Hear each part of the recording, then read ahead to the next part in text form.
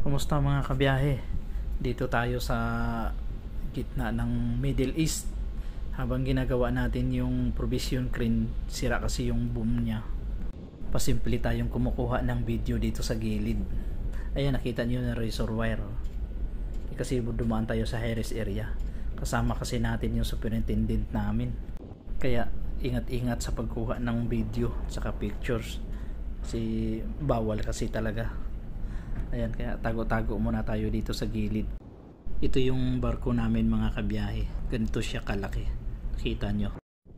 Ito po siya kalaki. Dito tayo sa bridge sa taas. Kaya tanaw na tanaw yung baba. Kaya sinamantala din namin ang ganda ng panahon. Hindi maalon. Kaya ginawa na namin yung crane na yan. Mabigat kasi at mahirap gawin. Kaya ayan, pinasamantalahan na namin yung panahon na yan. Hindi mainit, malamig-lamig pa. Ayan mga kabiyahe, pupunta tayo sa Ruwais.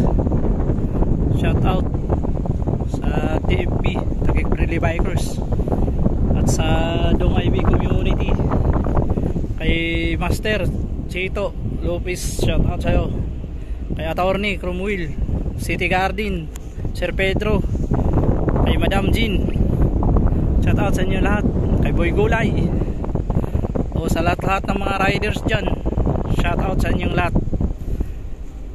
Tara na at maklagbay sa gitna ng karagatan. May nakasalubong tayo ng tanker din, malamang papunta din yun sa pinanggalingan natin. Ayan, gumawa kasi kami ng crane na yan. Yung boom inayos namin, pinalitan namin ng gasket at saka seal ring. Nahirapan, maabot kami na tatlong araw. What? Kaya ngayon ikabit natin yung hydraulic hose. Ayan. Yan yung mga hydraulic hose, nakatingga pa. Ayan, inayos natin yung pin na yan. Bungi-bungi na kasi. Ayan, bukas pa. Yan ang inayos natin, yung boom na yan. Wala pa yung mga kasama ko dito. Anak ng tagang mamadali tapos wala dito. Ano yun? Ay nako, pasanaol ka na lang sa mga kasama natin. Tuloy-tuloy lang ang biyahe.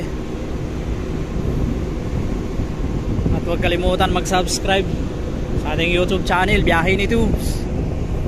Ayan, malaki din yung barko na yan, ano din, siguro nasa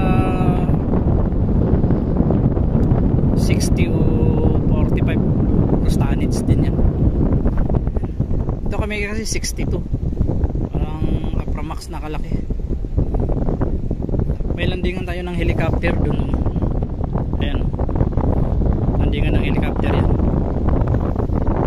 pang emergency, kasi emergency. Ayan, may mga razor wire din tayo dyan. Ayan, kita nyo yung mga razor wire, anti-pirates kasi nilagay namin kasi dumaan tayo sa mga high-risk area. Kita nyo naman ang nakaraan mga kabiyahe. At sa mga kabiyahe, tinisting na natin namin kumana na. Kaya tuloy-tuloy lang sa taas baba. In-exercise muna para pumasok talaga yung hydraulic oil nya. Sa hydraulic oil kasi pag hindi mo maayos yan, pag pinasukan ng hangin, kailangan mo bleeding muna.